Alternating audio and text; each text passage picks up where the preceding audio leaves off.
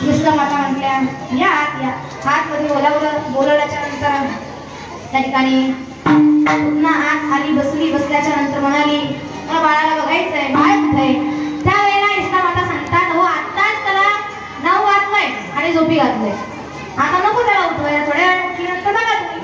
आता असं म्हटल्याच्या नंतर ती पुतना म्हणाली अगं बाळाला बघायला करता आले आणि तू हुशारच नाही म्हणतेस, अगं दाखव ना मला. त्यावेळेला यशोदा माता म्हणतात हो लय रडतंय, आत्ताच झोपी घातली, अहो ऐका जरा थोडं, लय रडतंय. त्यावेळेला पुतण्याचा आग्रह एवढा होता भगवान परमात्मा म्हणजे मी काय झोपा काढाय आलो, गिराईक चालत घरी आले ना सोडायचं नाही. भगवान परमात्मा हातपाय हलवायला सुरुवात केली आणि आरडायला चालू केलं. जसे भगवान आरडले तशी पुतना म्हणली अगं बघ जागाच आहे पण तुला दाखवायचं नाही हे सांग ना. तर यशोदा माता म्हणली आत्ता झोपी घातलं, कसं काय उठलं? आता महाराज यशोदा माता गेल्याच्या नंतर भगवंताला घेतल्याच्या नंतर पुतण्याच्या हातामध्ये भगवंताला दिलं. जसं दिलं पुतण्यानं घेतल्याबरोबर आपल्या स्तनाला भगवान परमात्म्याला लावलं आणि तिनं स्तनामध्ये पूर्ण विष भरलेलं होतं. भगवान परमात्म्यानं ते विष प्राशन केलं पण विषाबरोबर आता तिचे प्राण सुद्धा उडायला लागले. आता पुतण्याच्या जीवाचा आकांत होऊ लागला.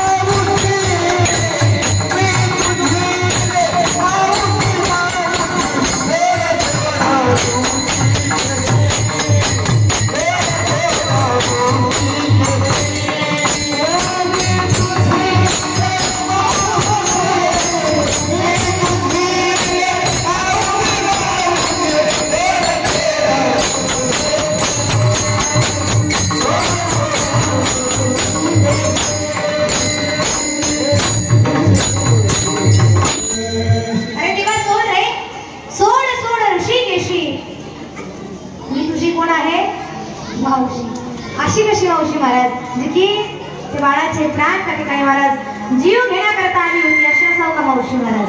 आणि महाराज त्या ठिकाणी त्या पुतण्याच्या जीवाचा आकांत होऊ लागला आणि महाराज तिचं खरं रूप बाहेर पडलं.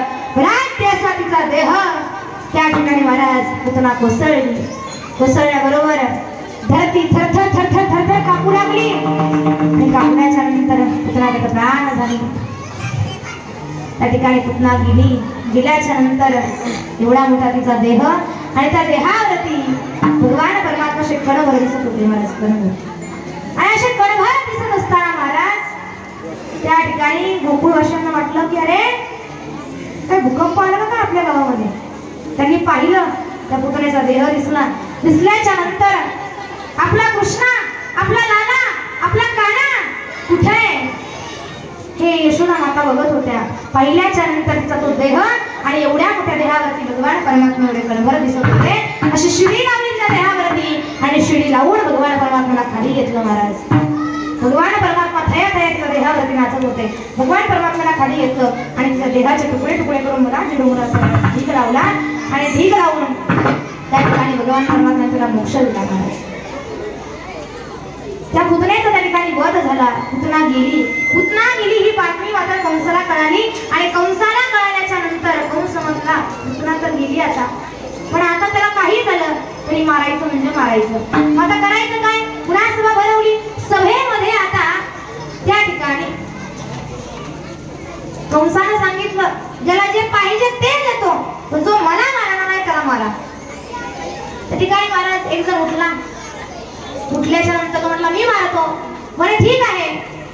तो उठल्याच्या नंतर त्याला पैंजीचा विडा होता तो उचलला आणि ठरवलं महाराज.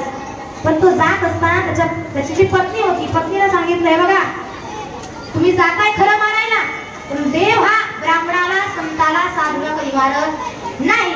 म्हणून काय करा, साधूचा ब्राह्मणाचा वेळ धारण करून जा म्हणजे मारणार नाही. ठीक आहे. तर पत्नीचं ऐकलं आणि ऐकल्याच्या नंतर ब्राह्मणाचा वेळ धारण केला. मांबळ भट त्या ठिकाणी तो ट्रेकिंग गेला आणि गेल्याच्या नंतर नंदाच्या अंगणामध्ये त्या ठिकाणी हाक मारली, आहे का कोणी घरी, आहे का कोणी घरी. जशी हाक मारली तशी यशोदा बाहेर आली. बाहेर आल्याच्या नंतर पाहिलं ब्राह्मण आहे. आता अतिथी देवो भव याप्रमाणे यशोदा मातेने त्यांचं आदरातिथ्य केलं. बसायला पाठ दिला, पाठ टेकायला पाठ दिला, समोर पंचात ठेवायला पाठ दिला. अगदी सुंदर अशी व्यवस्था ठिकाणी केली आणि केल्याच्या नंतर भगवान परमात्मा असं निघून आल्या आणि समोर येऊन बसल्या. सांगा माझ्या बाळाचं भविष्य काय. आता बाळाचं भविष्य काय विचारल्याच्या नंतर हा मांबळ भट यशोदा मातेला ठिकाणी सांगू लागला, हो तुमच्या कुठे लय वाईट वर्ग जन्माला आलाय. काय वाईट वर्ग जन्माला आलाय. हो अहो तुमच्या कुळाचा हा नैनाश करणार आहे, नाश करणार आहे, नाश करणार आहे. आणि भगवंताला पटलं सुद्धा बरं, कारण पुढे जाऊन भगवान परमात्मा आपल्या कुळाचं काय केलेलं आहे, नाश केलेला आहे. आणि म्हणून भगवान म्हटले ठीक आहे. पण यशोदा माता प्रश्न करतात की अहो आमचे जे कुलगुरू आहेत त्यांनी तर सांगितलं हा साक्षात भगवंताचा अवतार आहे आणि तुम्ही सांगता लय वाईट आहे. त्या अंबळ भटानं काय केलं, त्यांच्या कुलगुरू जे आहेत त्यांची निंदा केली आणि जशी निंदा केली तशी भगवंताला सहन झाली नाही.